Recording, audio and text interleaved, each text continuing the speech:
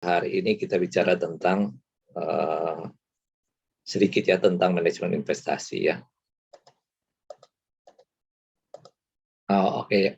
Jadi tentang pengertian investasi ya. Nah, investasi itu adalah suatu istilah dengan beberapa pengertian yang berhubungan tentunya dengan keuangan dan ekonomi. Nah, istilah investasi ini berkaitan dengan akumulasi suatu bentuk aktiva dengan suatu harapan mendapatkan keuntungan pada masa depan atau masa yang akan datang. Nah, kalau kita lihat dalam Kamus Besar Bahasa Indonesia, itu dikatakan investasi merupakan penanaman uang atau modal pada suatu perusahaan atau proyek untuk tujuan memperoleh keuntungan. Jadi secara umum, investasi dapat diartikan sebagai meluangkan atau memanfaatkan waktu, uang, atau tenaga demi keuntungan atau manfaat pada masa datang. Nah, jadi investasi itu merupakan membeli sesuatu dan diharapkan pada masa yang akan datang dapat dijual kembali dengan nilai yang lebih tinggi dari semula. Jadi dengan harapan ada pertambahan nilai di situ ya. Nah, ini sedikit tentang pendapat para ahli tentang investasi ya. Nah, kalau Jack Clark Francis dikatakan investasi itu adalah penanaman modal ya. Modal di sini dalam bentuk uang yang diharapkan dapat menghasilkan tambahan dana pada masa yang akan datang. Kalau Frank Riley dikatakan investasi itu merupakan suatu komitmen $1 dalam satu periode tertentu yang akan mampu memenuhi kebutuhan investor di masa yang akan datang. Dengan 3 hal ya. Pertama, waktu dana tersebut itu akan digunakan, kemudian tingkat inflasi yang terjadi, dan ketiga, ketidakpastian kondisi ekonomi di masa yang akan datang. Jadi Frank Riley ini mengkaitkan investasi itu dengan inflasi dan kondisi perekonomian yang dikatakan ketidakpastian. Jadi memang kita tidak tahu besok atau bulan depan atau tahun depan kondisi ekonomi itu bagaimana ya. Dan Frank Riley katakan juga salah satu yang harus diperhitungkan dalam investasi adalah waktu ya, timing. Jadi waktu dana tersebut itu akan digunakan ya. Jadi kuncinya kalau kita mau investasi, kita harus perhitungkan dana itu kita butuhkan kapan ya. Jadi kalau dana itu kita butuhkan bulan depan, berarti kita harus cari investasi yang bulan depan kita bisa ambil dananya. Jangan kita ambil dana jangka panjang. Nah, ini secara garis besar investasi itu dikatakan sebagai bentuk pengelolaan dana guna memberikan keuntungan dengan cara menempatkan dana tersebut pada alokasi atau wadah yang diperkirakan akan memberikan tambahan keuntungan. Nah, sekarang pertanyaannya, mengapa sih kita perlu berinvestasi? Nah, untuk menjawab pertanyaan itu, tentunya kita harus memahami konsep uang menurut waktu atau time value of money yang kita telah pelajari di pertemuan sebelumnya ya. Jadi konsep uang menurut waktu itu dikatakan bahwa nilai nominal dari uang itu, misalnya ini 100.000 ini, dia selama misalnya katakanlah 3 tahun itu tetap, nilainya tetap, nilai nominalnya. Tetapi value-nya dengan bertambahnya waktu akan berkurang. Ya. Jadi misalnya hari ini kalau kita mau, kalian punya uang 100.000, kalian bisa traktir teman-teman kalian bisa dapatkan misalnya ini dikatakan 3 mangkok bakso ya. Tahun depan dengan uang yang sama 100.000 kalian traktir teman-teman, kalian tidak bisa dapatkan lagi uang 6 bakso ini, tetapi tinggal 4 bakso. Dan tahun berikutnya tinggal 2 bakso yang bisa kalian dapatkan. Kenapa demikian? Karena setiap tahun biasanya ada pertambahan ada kenaikan harga ya, ada kenaikan harga barang-barang yang sering disebut juga dengan inflasi ya. Jadi uang hari ini 100.000 hari ini dibandingkan dengan uang 100.000 di 3 tahun depan, tentunya hari ini masih lebih bernilai dibandingkan 3 tahun depan. Ya. Nah ini contohnya ya perkembangan inflasi Indonesia dari tahun ke tahun ya. Nah ini tercatat tahun 2008 itu inflasinya tinggi sekali ya, 11,04%. Kemudian tahun 2009 dia turun jadi 2,77, kemudian 2010 dia naik 6,96, kemudian 2011 3,79, 2012 4,30%, 2013 8,38%, 2014 masih juga 8,36%, 2015 3,35%, 2016 ya turun 3,02%, 2017 3,61%, dan 2018 3,13% ya. Nah ini apa artinya? Artinya bahwa kenaikan setiap tahun ada kenaikan harga ya dari barang-barang, terutama barang-barang pokok ya. Nah jadi kalau kita rata-ratakan ini tiap tahun berarti ada penambahan minimal itu ada 2,77% tiap tahun. Nah, makanya sehingga seperti yang Ner katakan tadi, di time value of money itu uang 100.000 hari ini di 3 tahun atau 5 tahun ke depan pasti nilainya sama, tetapi nilai nominalnya sama, tetapi nilai uang itu akan berkurang ya karena harga barang yang lain sudah naik ya. Nah ini contohnya ya tahun 93, mungkin kalian belum lahir ya. Tahun 93 harga motor itu 2,5 juta rupiah ya, 2 juta harganya. Kemudian di tahun 2014 harga motor Honda yang sama itu dia sudah meningkat menjadi 16 juta ya, dari 2,5 juta jadi 16 juta, berarti ada peningkatan sebesar 640% selama 21 tahun ya. Nah, sekarang ini kalau kita lihat motor sekarang tahun 2020 sampai sekarang ya sekitar 23 sampai 24 juta ya untuk jenis motor yang sama ya, Honda Supra ya.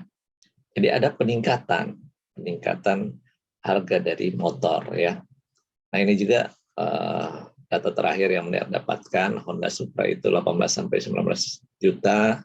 Ini yang baru ya dari dealer. Kemudian Yamaha itu 24 juta, Honda Sonic itu 23,85 juta ya. Jadi apa artinya? Ini artinya bahwa barang itu meningkat tiap tahun ya. Ada peningkatan. Nah, ini contoh yang lain ya. Contoh misalnya mungkin kalian tahu kalau datang ke McD itu ada makanan namanya Big Mac ya. Big Mac seperti ini ya. Nah, Big Mac ini tahun 97 itu harga Big Mac itu kalau di price list ini dikatakan Rp4.600.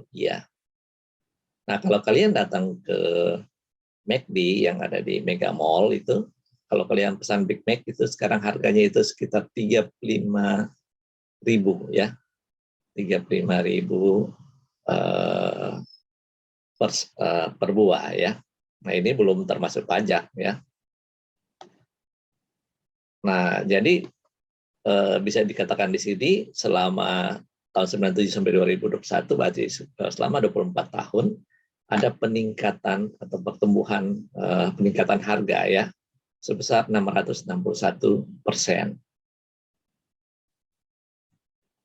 Nah ini kalau kita bicara tentang beras ya, ini beras yang ada di Pulau Jawa, tahun 2011 dia 7.890 per kilo, sedangkan kalau sekarang itu sudah 13.050 rupiah per kilo.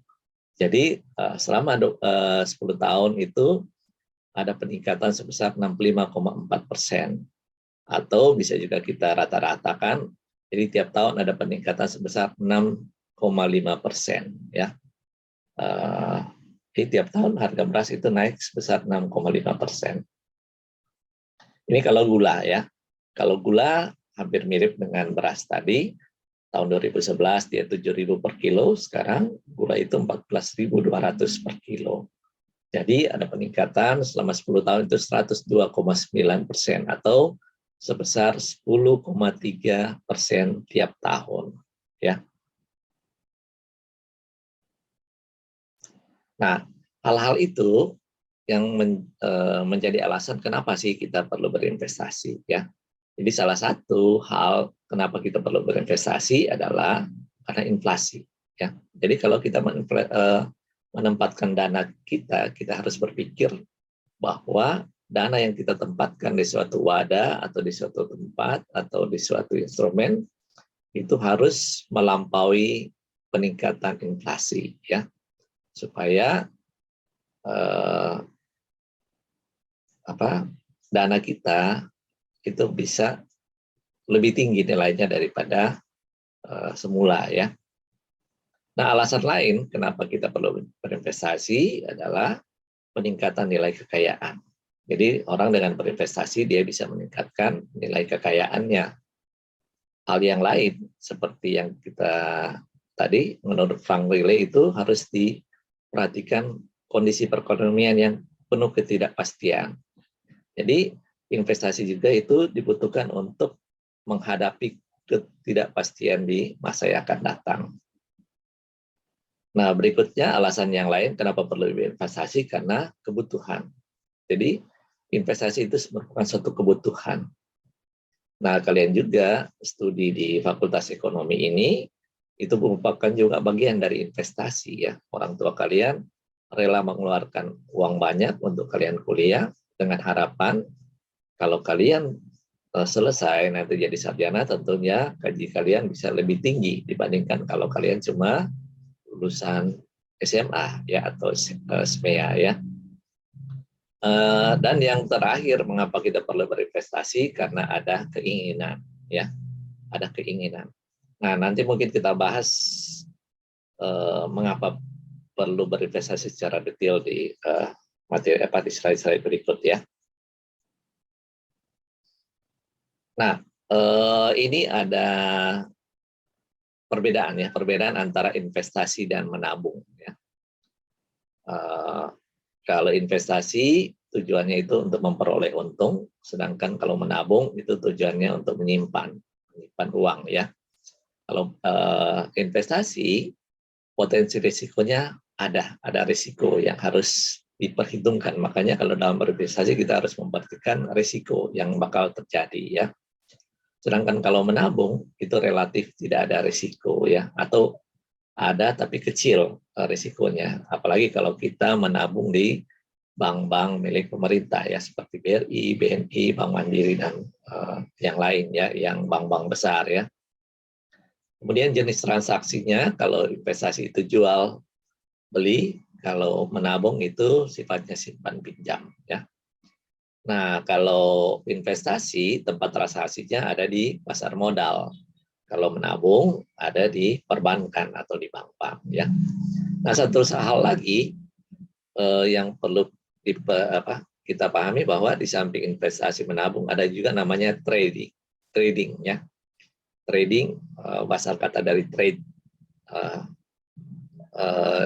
dalam bahasa Indonesia namanya dagang, ya. Nah, investasi sering mirip juga dengan dagang, ya. Nah, karena dagang kan kuncinya sama, ya, tujuannya adalah memperoleh untung. Nah, kalau potensi risiko kalau dagang tentu lebih besar, ya, risikonya besar. Dan jenis transaksinya sama, jual beli. Cuma transaksi ini kan kuncinya dia membeli harga, misalnya saya membeli harga barang Rp1.000, kemudian saya menjualnya kembali di harga 1.500. Nah, itu saya dapat keuntungan di situ, ya. Nah, itu dagang, selalu dia beli harga murah kemudian dijual harga yang lebih tinggi. Nah, tempat transaksi dagang itu bisa di pasar modal, bisa juga di tempat yang lain, di pasar juga banyak terjadi itu namanya dagang ya. Jadi harus kita pahami ada investasi, ada menabung dan ada dagang. Nah, kalau investasi sebenarnya cakupannya lebih luas ya. Investasi itu di dalamnya sudah mencakup menabung dan juga ada kita bisa lakukan trading di situ ya. Untuk tentunya mendapatkan keuntungan. Nah, ini sekilas tentang pasar modal sebagai salah satu alternatif tempat berinvestasi di masa pandemi ya. Jadi sekarang kita kan sedang menghadapi masa pandemi, jadi dikatakan pasar modal itu salah satu alternatif ya.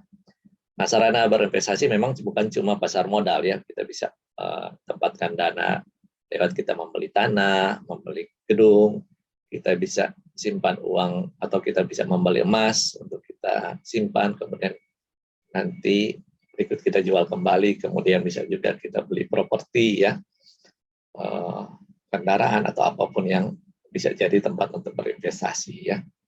Nah, yang kita bicarakan hari ini tentang pasar modal ya. Nah, apa itu pasar modal? Pasar modal itu adalah tempat ketemunya pihak yang perlu dana jangka panjang dan pihak yang perlu investasi pada instrumen finansial. Nah, pihak yang memerlukan dana biasanya adalah perusahaan tercatat yang sering disebut juga dengan emiten ya. Kalau pihak yang perlu investasi pada instrumen finansial itu yang namanya investor. Nah, kita bisa jadi investor juga ya. Investor di sini ada yang perorangan dan ada juga yang institusi ya atau perusahaan. Oke ya, ini tentang manfaat dari pasar modal. Nah, manfaat dari pasar modal itu pertama bagi masyarakat itu untuk penciptaan lapangan kerja atau profesi ya. Kemudian manfaat bagi investor itu sebagai sarana investasi ya. Jadi kita bisa juga jadi investor di pasar modal. Kemudian bagi emiten penyebaran kepemilikan ke seluruh lapisan masyarakat. Dan bagi pengusaha pasar modal itu sebagai sumber pembiayaan ya. Dan tentunya bagi negara Indonesia pasar modal itu bisa sebagai tempat menciptakan iklim usaha yang sehat, keterbukaan dan profesionalisme ya bagi perusahaan tentu ya. Nah, ini struktur dari pasar modal. Struktur pasar modal itu dilindungi oleh pemerintah. Makanya dia punya aturan-aturan yang ketat. Nah, di dalamnya ada struktur.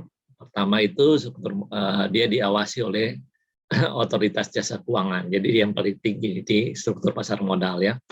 Kemudian di bawahnya otoritas jasa keuangan ini ada yang namanya Bursa Efek Indonesia ya, yang pengelola dari pasar modal. Nah, Bursa Efek Indonesia ini dibantu oleh Clearing Penjamin Efek Indonesia dan Kustodian Sentral Efek Indonesia. Nah, Clearing Penjamin Efek Indonesia, Bursa Efek dan Kustodian Sentral Efek Indonesia sering disebut juga dengan self-regulatory organization ya. Jadi mereka yang mengelola pasar modal. Nah, pihak-pihak yang terlibat dalam pasar modal di situ ada namanya perusahaan efek, ada lembaga penunjang, ada profesi penunjang, ada emiten, dan ada investor. Ini perusahaan pihak-pihak yang terlibat dalam pasar modal ya. Nah, kalau perusahaan efek di sini ada perusahaan efek sering disebut juga dengan sekuritas ya. Itu ada penjamin emisi efek, ada manajer investasi, dan ada perantara pedagang efek. Nah, kemudian lembaga penunjangnya itu ada custodian, ada biro administrasi efek, ada wali amanat, dan ada pemeringkat efek. Kalau profesi penunjang yang di pasar modal itu ada akuntan, konsultan hukum, penilai, notaris, dan profesi yang lain ya. Kemudian kalau emiten itu adalah perusahaan publik dan juga di situ ada reksadana ya. Dan kalau investor ada investor yang sifat institusi atau badan atau perusahaan, dan ada investor yang retail yang perorangan ya. Nah, kalau kita sebagai investor kita masuk di investor retail ini ya. Nah, peran bursa efek itu pertama membuat peraturan ya, peraturan-peraturan supaya semua pihak yang terlibat di dalam bursa efek itu terlindungi ya. Demikian juga para investor. Kemudian yang kedua, menyebarkan informasi bursa yang sifatnya transparansi. Kemudian yang ketiga, menyediakan sarana perdagangan efek yang bisa juga dikatakan sebagai fasilitator. Kemudian mencegah yang dilarang di bursa, seperti kolusi, pembentukan harga yang tidak wajar, insider trading, dan sebagainya. Kemudian peran juga bursa adalah menciptakan instrumen dan jasa baru. Ya. Kemudian yang terakhir, mengupayakan likuiditas. Likuiditas di sini adalah supaya harga saham itu kapanpun kita mau beli atau kapanpun kita mau jual tersedia. Ya. Itu likuiditas namanya. Ya. Jadi misalnya saya pegang saham BRI, hari ini saya mau jual saham BRI tersebut, pasti ada yang membeli. Ya. Nah, itu namanya likuiditas ya, bisa cepat untuk dicairkan. Nah, ini sekilas tentang pasar modal ya. Jadi perlu diketahui pihak-pihak yang terlibat di dalam pasar modal. Nah, di sini yang terlibat, perusahaan sekuritas yang terlibat di pasar modal itu ada 96 ya. Yang lokalnya ada 70 dan yang dari luar, pihak dari luar itu 26. Nah, perlu diketahui dari 26 broker ini ya, itu mereka ternyata memiliki total trading. Total tradingnya itu sekitar 80%. Jadi mereka menguasai ya 80% perdagangan itu dari broker asing ini yang 26 ya. Kemudian ini perusahaan yang tercatat di Bursa Efek itu tahun 2010 ada 420, kemudian tahun 2015 naik menjadi 521 perusahaan, dan terakhir bulan Oktober ini 751 perusahaan atau sering disebut juga dengan emiten ya. Jadi seperti saham Telkom, BRI, Bank Mandiri dan yang lain. Jadi jumlahnya ada 751 perusahaan yang terdaftar di Bursa Efek Indonesia ya, yang melakukan perdagangan lewat pasar modal. Kemudian ini perkembangan investor. Nah, kalau kalian sudah mengurus, sudah menjadi investor, kalian akan mendapat yang mana SID ya, single identity ya, single identity investor ini ya. Jadi investor itu mempunyai ID ya, single ID ya. Jadi satu nomor. Jadi misalnya kalau saya jadi investor, saya ada satu nomor ID ya. Nah, tahun 2012 itu ada 280.000 ya. Berarti ada 280.000 investor yang melakukan trading di Bursa Efek. Tahun 2015 dia naik menjadi 434.000. Nah, terakhir di bulan Oktober tahun 2021 dia meningkat menjadi 31 juta investor. Nah, apa artinya ini? Ini menandakan bahwa ternyata investasi pasar modal itu semakin menarik. Jadi sudah semakin banyak orang Indonesia yang memahaminya dan semakin banyak yang berinvestasi di pasar modal ya.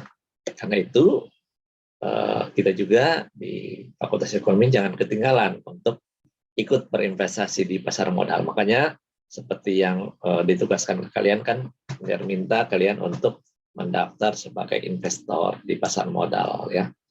Kenapa demikian ya? Maksudnya adalah supaya kalau kalian sudah punya SID, sudah bisa melakukan transaksi di pasar modal, kalian sudah bisa belajar bagaimana sih bertransaksi ya. Mulai dari 100.000 dulu ya.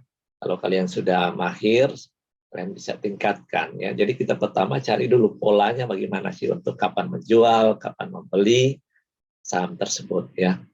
Kapan terbaik kita berinvestasi ya. Nah, ini produk-produk yang dari pasar modal itu yang paling banyak itu adalah equities atau saham. Kemudian yang kedua itu ada bonds atau obligasi, diikuti oleh ETF, ada aset backed securities, ada REITs, ada infrastruktur investment fund, dan ada futures ya. Nah, jadi yang paling besar di sini adalah saham. Nah, perlu diketahui saham ini ada seperti dengan jumlah perusahaannya adalah ada 751. Dan dari informasi yang diperoleh ternyata capital pasarnya atau market cap-nya itu sebesar 8.088 triliun rupiah ya. Jadi bayangkan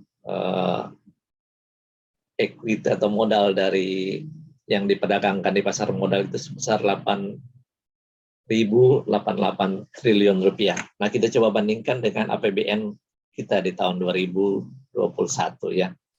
Nah, APBN kita, APBN Indonesia tahun 2021 itu 1.743,6 triliun. Nah, kalian bandingkan dengan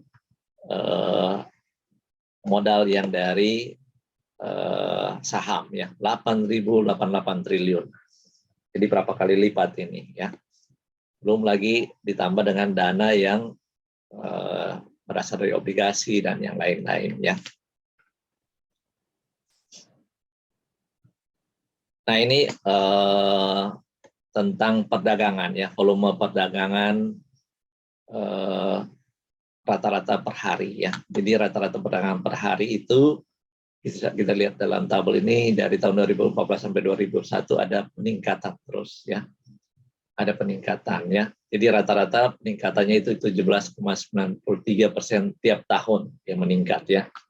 Nah, ini tanda merah ini adalah tahun 2021. Itu menandakan bahwa ternyata di tahun 2021 ini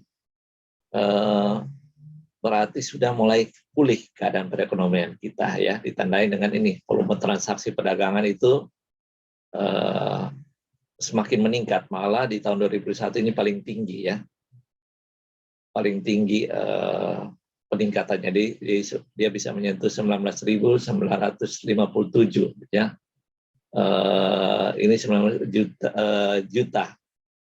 juta lembar saham ya. Jadi bayangkan ini yang paling tinggi ya di tahun 2021. Demikian juga kalau kita lihat jumlah perdagangan ya. Jumlah perdagangan, kalau yang ini adalah volume perdagangan, ini adalah jumlah perdagangan ya. Jadi berapa kali perdagangan di tiap tahun, dan ternyata tahun 2021 juga ini paling banyak. Jadi selama tahun 2021 ini belum berakhir, baru sampai di Oktober ini datanya sudah menyentuh 1.294.573 kali ya perdagangan ditransaksikan yang saham-saham tadi maupun surat berharga yang lainnya. Kemudian ini rata-rata trading turnover ya. Jadi ini rata-rata semacam jual beli ini ya. Jadi ini trading turnover-nya itu dari 2014 sampai 2021 juga ini ya, di 2021 yang paling tinggi. Demikian juga halnya dengan market cap ya, jadi kapitalisasi pasar di bursa itu paling tinggi sekarang ini tahun 2021 itu 8.088 triliun ya, triliun rupiah ya. Jadi artinya kalau kita lihat dari tabel ini bahwa ternyata bursa efek ini sudah, atau pasar modal ini sudah bergairah ya, sudah banyak orang yang berinvestasi di sana, apalagi di tahun 2000 ini. Jadi setelah ada penurunan di tahun 2020, tetapi sekarang sudah meningkat lagi ya.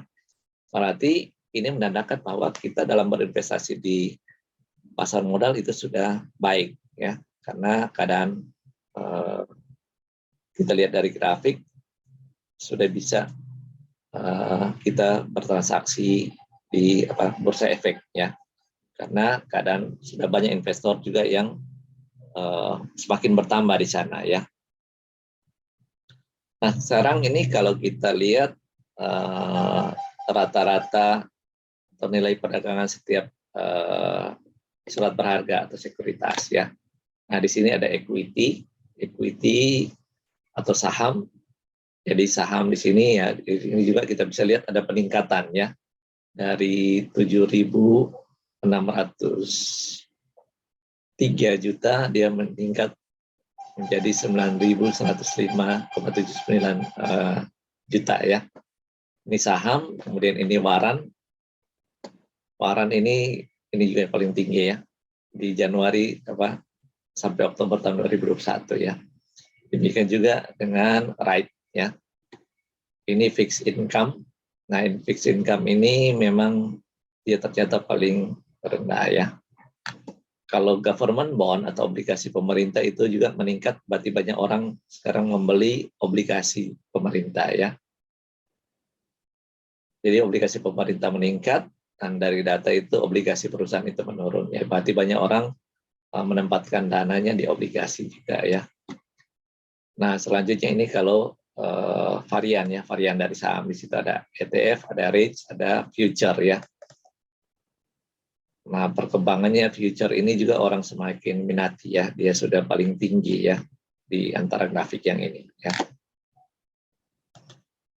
Nah, ini kalau kita lihat perjalanan pasar modal ya. Perjalanan pasar modal yang diawali tahun 92, dia mulai ada peningkatan indeksnya ya. Indeks saham itu, indeks harga saham itu dia tahun 92 dia masih di bawah 500, kemudian dia naik terus ya.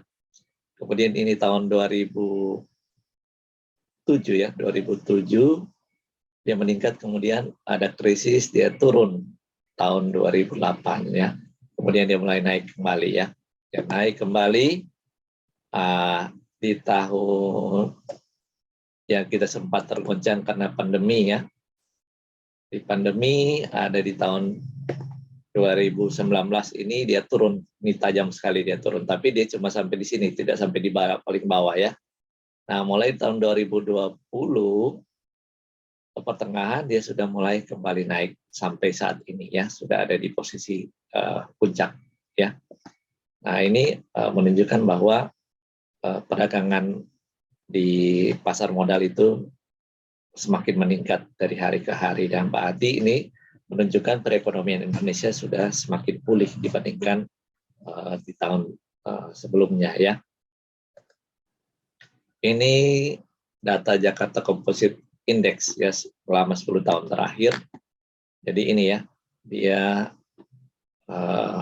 pergerakannya seperti ini. Kita lihat ini yang karena pandemi dia turun tajam ya. Setelah 2019, 2020 dia turun tajam, tetapi sekarang ini dia sudah kembali lagi. Kita di tahun 2021 dia sudah hampir paling tinggi, hampir puncak ya.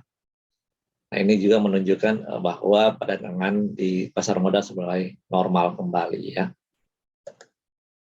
Nah, ini ada tentang indeks MSCI. Apa itu indeks MSCI? Itu adalah indeks yang diluncurkan oleh sebuah lembaga riset. MSCI ini merupakan singkatan dari Morgan Stanley Capital Indonesia untuk mencerminkan pergerakan harga saham pada berbagai kategori yang dibentuk ya.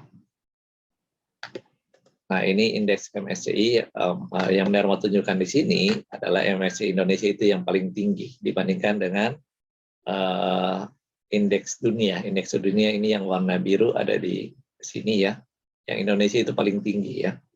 Kemudian di bawahnya itu ada MSCI atau peringkat emerging market atau negara-negara berkembang, rata-rata ada di sini ya. Kemudian ini BRIC. BRIC ini adalah Brasil, Rusia, India Company ya, ada di kedua bawah, dan paling rata-rata ini yang paling rendah itu adalah yang MSCI ASEAN. Jadi Indonesia di bulan Oktober ini yang paling tinggi ya indeksnya ya. Nah, ini kalau kita lihat di data ini ada perkembangan ini tahun 2019 di semua sektor itu merah semua ya, minus karena terpukul karena pandemi. Kemudian tahun 2020 dia sudah mulai ada yang biru di perusahaan kesehatan, industri, dan basic industri ya, seperti makanan, minumannya. Kalau kesehatan ini obat-obatannya seperti Kalbe, Kimia Farma, yang lain dia sudah plus di tahun 2020. Tapi yang lain ini masih minus. Demikian juga indeks harga saham itu masih minus, masih min 5,09% ya. Nah sekarang di tahun 2021 indeks harga saham gabungan sudah meningkat 10,24% ya. Nah ini sudah rata-rata plus ya untuk industri teknologi, energi, transportasi, keuangan dan yang lain-lain ya. Tapi walaupun masih ada industri yang masih minus ya, tetapi ini menandakan sudah lebih dari 50% ini sudah di atas, sudah positif ya. Nah ini tentang ini ya, perusahaan yang mengalami kerugian terbesar dan keuntungan ya yang paling besar. Ini kalau sebelum tahun 2021 ini yang paling rugi paling besar itu adalah, atau penurunan sahamnya terbesar adalah Unilever sebesar 38,78%, diikuti oleh HM Sampurna.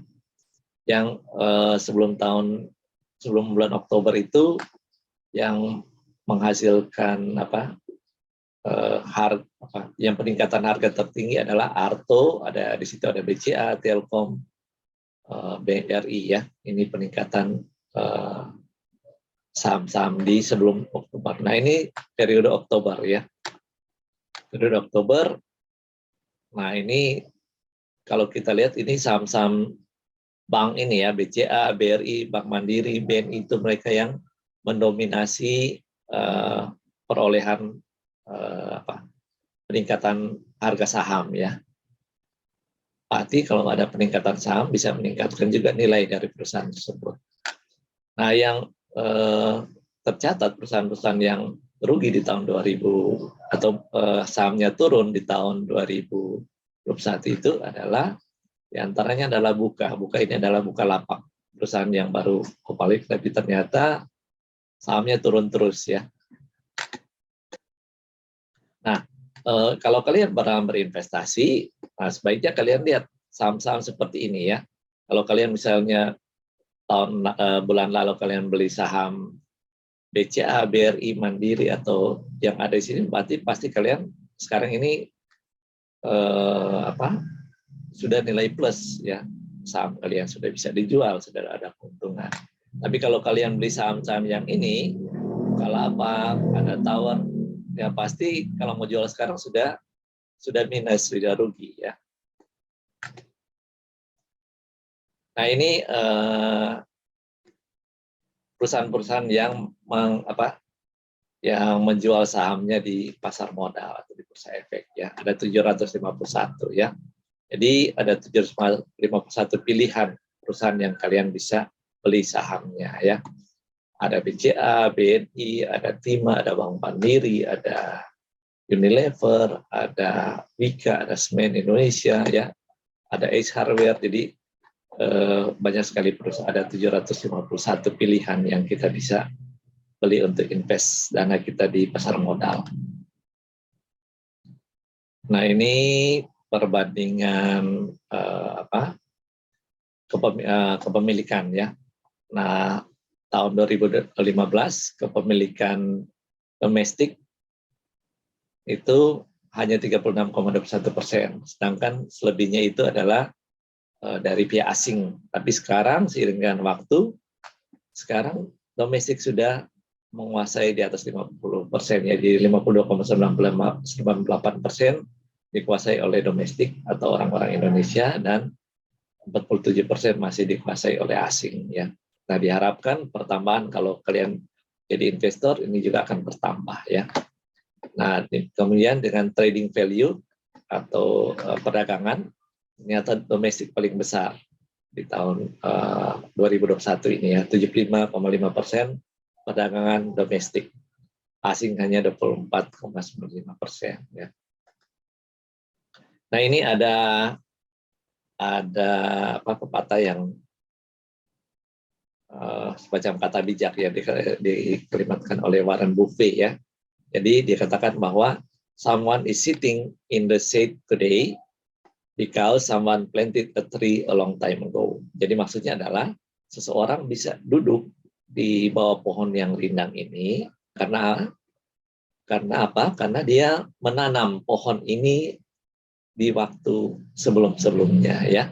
Jadi kuncinya adalah kalau kita menanam hari ini, kita akan menikmati di masa yang akan datang ya. Jadi seperti ini dikatakan oleh Warren Buffett, dia menanam pohon ini selama waktu sebelumnya, dan hari ini dia akan duduk di sini menikmati rindangnya pohon ini ya. Nah, bagaimana kalau kalian tidak menanam pohon, kalian pasti tidak akan menikmati seperti ini. Demikian juga dengan investasi.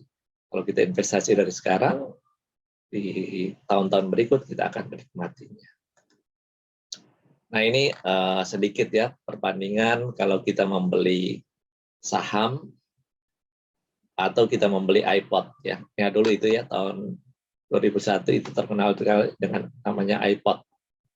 iPod ini dihasilkan oleh perusahaan yang namanya Apple ya. Nah, iPod itu tahun 2021 harganya itu 399 US dollar atau setara dengan 4,2 juta. Nah, pilihan kita beli iPod atau kita membeli saham Apple. Saham Apple waktu itu 1,2 dolar per lembar. Nah, kalau dengan uang 4,2 juta ini atau 399 US dollar ini, kita bisa membeli 333 lembar saham Apple. Nah, coba kita lihat kalau kita membeli pada saat tahun 2021 itu, kita simpan terus.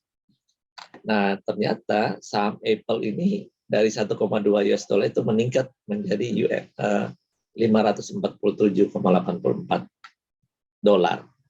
Nah, kalau 547 ini, dolar ini kita kalikan dengan 333 lembar, hasilnya sekarang ini adalah 182.430 dolar. Nah, 182.430 dolar ini setara kalau kita kalikan dengan kurs rupiah 14.500, hasilnya adalah 2,652 miliar. Berarti itu identik dengan harga mobil BMW 3 Series ini ya. Jadi bayangkan kalau kita dibandingkan kalau kita beli iPod waktu itu, harga iPod kita belikan saham. Tapi kalau kita beli iPod, ya bisa aja iPod ini sudah rusak ya. Nah, ini ada contoh yang lain ya. Contoh yang lain misalnya motor Tiger. Jadi pilihan kita mau beli motor Tiger atau Astra ya. Nah, motor Tiger memang tahun 93 masih murah ya, 8 juta. Tapi kalau kita beli saham Astra pada tahun yang sama, 8 juta itu kita bisa dapatkan 500 lembar saham ya. Dan saham waktu itu 16.000 per lembar saham. Nah, saham 16.000 ini di tahun 2021 dia sudah meningkat sebesar 525.447 rupiah per lembar ya. Nah, bayangkan kalau waktu itu kita beli 500 lembar, berarti 500 lembar itu kita kalikan dengan ini 525/147, hasilnya adalah 262 juta ya, 262,723 juta. Nah, itu 262 ini sudah setara dengan kalau kita beli mobil HR-V ya. HR-V atau Terios harganya sekitar seperti ini ya. Atau mobil RAS. Jadi peningkatan harga saham Astra selama 28 tahun terakhir adalah sebesar 3.390% ya, atau 14% per tahun ya. Jadi ada peningkatan 14% per tahun sahamnya. Ini kalau Unilever. Unilever pada saat dia penjualan pertama di saham itu sebesar di IPO pertama itu 9,2 juta lembar saham. Harga penawaran waktu itu 3.175 per lembar. Nah, waktu dia IPO nilainya itu 29,21 miliar. Nah, sekarang ini per bulan Juni tahun 2021 harga pasar Unilever itu 4.950, tetapi kapitalisasi pasarnya jadi tadinya 29,1 miliar sudah menjadi 188 triliun. Nah, berarti selama 38 tahun itu harga atau nilai dari Astra itu meningkat 1.279 kali. Atau kita bahagikan dengan tiap 8 tahun, 1.279 kita bagi 38, itu sekitar 20% per tahun. Ya. Jadi peningkatannya itu 20% per tahun. Nah, coba kita bandingkan kalau kita tabung uangnya kita masukkan di deposito, itu cuma 6% per tahun. Ini kalau kita beli saham itu 20% per tahun. Bahkan sekarang kalau cuma kita menabung kan kita dapat bunga tabungan itu sekitar 2-3% ya, dibandingkan ini kalau kita saham ya. Nah ini contoh yang lain ya, bagaimana kalau kita menabung rutin ya. Jadi kita misalnya ya, ada yang mau bertanya atau boleh lanjut ya?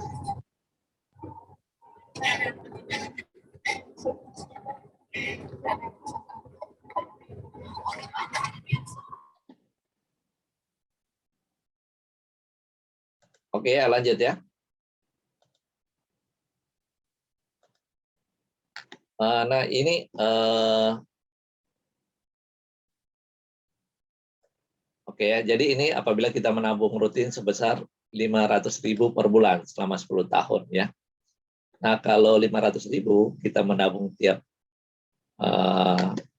bulan ya 500.000 selama 10 tahun, kita akan kalau kita tabung di bank selama 10 tahun uang kita akan sebesar 93,2 juta ya kalau kita menabung ya di bank dengan bunga deposito 6%.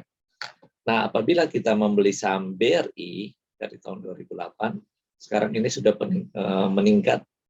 Nah, kalau tahun 2008 kemudian kita jual di tahun 2015, saham itu kita bisa memperoleh 211,5 juta ya. Jadi perbedaannya cukup hampir 2 kali lipat ya. Kemudian apabila tahun 2008 itu kita rutin ya, kita tiap ada uang 500.000 kita rutin membeli saham Unilever. Nah, selama 10 tahun kita sudah dapatkan 174,5 juta. Dibandingkan kalau kita cuma tabung di bank itu cuma dapat 93,2 juta ya. Nah, ini sebagai gambaran ya, perbedaan kalau kita menabung uang kita di bank atau kita menabung dalam bentuk saham. Nah ini contoh apabila kita menabung saham untuk beli rumah ya. Kita contohkan misalnya saham Unilever. Ini katakan 2 juta tiap bulan ya. Jadi harga rumah 300 juta tahun 2008. Kemudian di sini pertumbuhan bunga deposito atau di bank itu 6% per tahun selama 10 tahun terakhir ya. Kemudian harga rumah itu ada meningkat tiap tahun. Rata-rata selama 10 tahun terakhir, tiap tahun dia meningkat 8% per tahun. Nah, ini kalau kita menabung, misalnya dari tahun 2008, tadi kita menabung di bank, seperti yang tadi ya, selama 10 tahun jadi 373 ya. Nah, apabila ini harga rumah ya, harga rumah tadinya 300 juta tahun 2008, dia akan meningkat terus ya, sering dengan ini 8% tiap tahun. Dan kalau tahun 2018, harga rumah tadinya 300 juta sudah menjadi 577 juta ya. Nah, coba kita bandingkan kalau kita membeli saham Unilever ya, tiap bulan 2 juta kita beli saham, 2 juta kita beli saham ya. Nah, kalau kita menabung kita dalam bentuk saham, kira-kira di tahun 2015 kita sudah mendapatkan uang sebesar 458 juta. berarti kita sudah bisa membeli rumah tersebut dengan harga 300 juta tahun 2008 itu di tahun ke-7 ya, ini ya. Tahun ke-7 tahun 2015 kita sudah bisa membeli rumah tersebut ya. Jadi dengan menabung saham 2 juta per bulan, rumah idaman ini akan dibeli 7 tahun kemudian di harga 458 juta ya. Jadi kalau kita tabung uang di bank itu kita tidak akan memperoleh rumah terus ini ya, karena rumah itu kan meningkat terus harganya ya. Jadi alternatif kita untuk mendapatkan rumah adalah kita menabung saham ya. Nah, jadi perlu kalian pahami bahwa manfaat itu berinvestasi di pasar modal.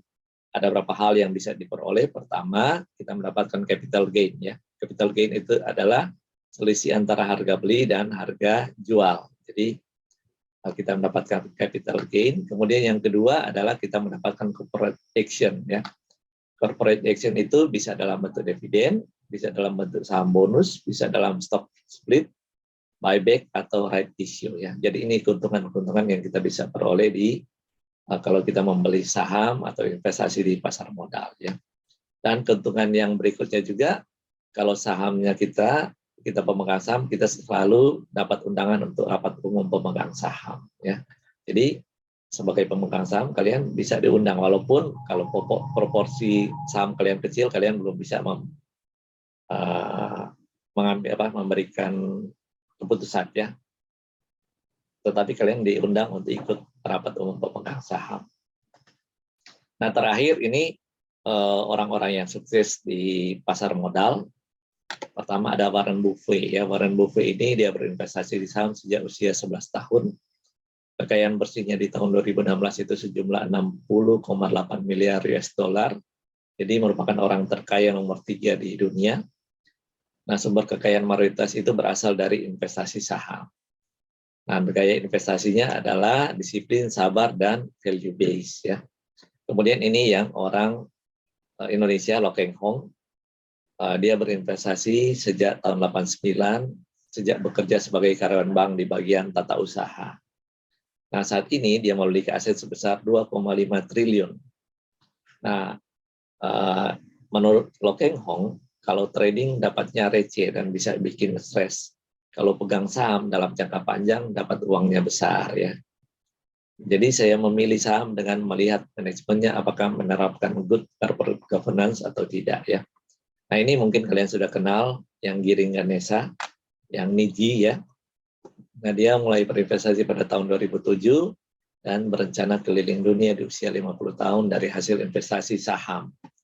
Nah investasi di saham dan reksadana menurut Giring dia pakai untuk DP rumah, untuk nikah, untuk sekolahkan anak, untuk menikahkan anak. Saya juga siapkan tabungan saham dan reksadana. Nah, sekolah mahal, rumah mahal, biaya nikah mahal, jadi harus investasi. Nah, kenapa investasi saham? Karena kalau nabung, duit di tabungan akan tergerus nilainya. Ya. Oke, saya pikir materinya sampai di sana ya.